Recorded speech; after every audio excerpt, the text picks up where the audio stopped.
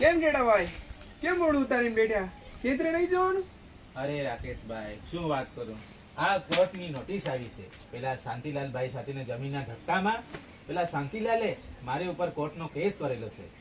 અહીં મારી પાસે કોર્ટના કેસ ચલાવવા માટે વકીલ રાખવાના પૈસા નથી અને આ કોર્ટ કચેરી મને કાંઈ સમજ પડતી નથી. લાગે છે કે હવે મારે મારી જમીન પરથી હાથ ધોવું પડશે. અરે ટેડા ભાઈ ચિંતા છોડો. તમે જેની સાથે વાત કરી રહ્યા છો એ માત્ર તમારો પડોશી નથી, એ એક પીએલવી એટલે કે પેરાલીગલ વોલેન્ટિયર છે. આ વળી શું પેરાલીગલ વોલન્ટિયર? તમે શું વકીલ બની ગયા? ના ટેડા ભાઈ, હું વકીલ નથી, પણ સરકાર દ્વારા ચાલતી નાલસાના ડીએલએસ એટલે કે જિલ્લા કાનૂની સેવા સત્તા મંડળ એના તરફથી મને તાલીમ મળેલી છે. મારું કામ તમારા જેવા જરૂરતમંદ લોકોને માર્ગદર્શન આપવાનું, કાયદાકીય રસ્તો બતાવવાનો અને મદદ કરવાનું છે. તો શું તમે મારો કેસ લડશો? હું તમારો કેસ લડી શકતો નથી, પણ હું તમને જિલ્લા કાનૂની સેવા સત્તા મંડળ સુધી લઈ જઈ શકું છું, જ્યાં જરૂરિયાતમંદ લોકોને સંભાળવામાં આવે છે.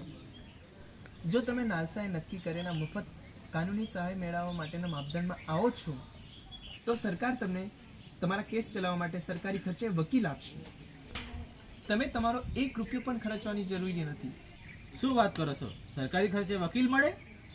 જે લોકો આર્થિક રીતે સક્ષમ ન હોય એ લોકો માટે સરકાર દ્વારા સંચાલિત જિલ્લા કાનૂની સહાય સેવા સત્તા મંડળ મદદરૂપ બને છે. ચાલો ટેડાભાઈ, હું તમને હમણાં ઓફિસ તરફ લઈ જાઉં. ચાલો. ચાલો બચ્ચો.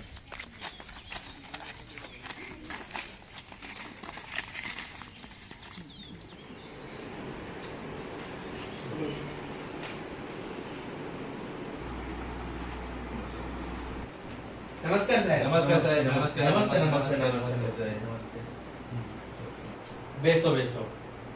હા સર. રોહિતભાઈ, આ ટેડાભાઈ છે જેમને પોતાનો કેસ ચલાવવા માટે સરકારી ખર્ચે વકીલ જોઈતો છે, જેનું આ ફોર્મ અને જરૂરી દસ્તાવેજો સાથે ભરીને લાવ્યા છે.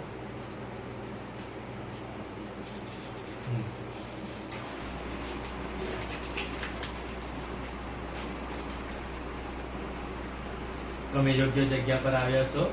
તમારું કામ તપાસવામાં આવ્યું છે, તમારું કામ સ્વીકારવામાં આવ્યું છે અને જલ્દી જ તમને તમારા વકીલની ફાળવણી કરી દેવામાં આવશે.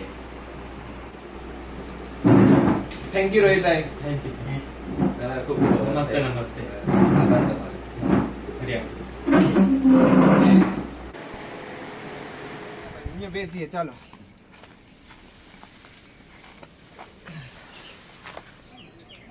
રાકેશભાઈ, તમે તમારી બહુ મોટી ચિંતા દૂર કરી દીધી. મને તો ખબર જ નહોતી કે સરકાર દ્વારા આવી યોજના પણ ચાલતી છે.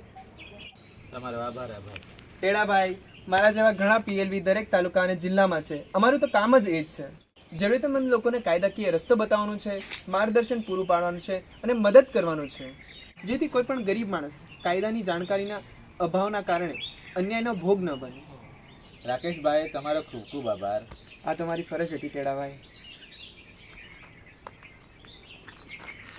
મિત્રો, જો તમે પણ આવી કોઈ કાનૂની મુશ્કેલીમાં ફસાવો તો ગભરાશો નહીં.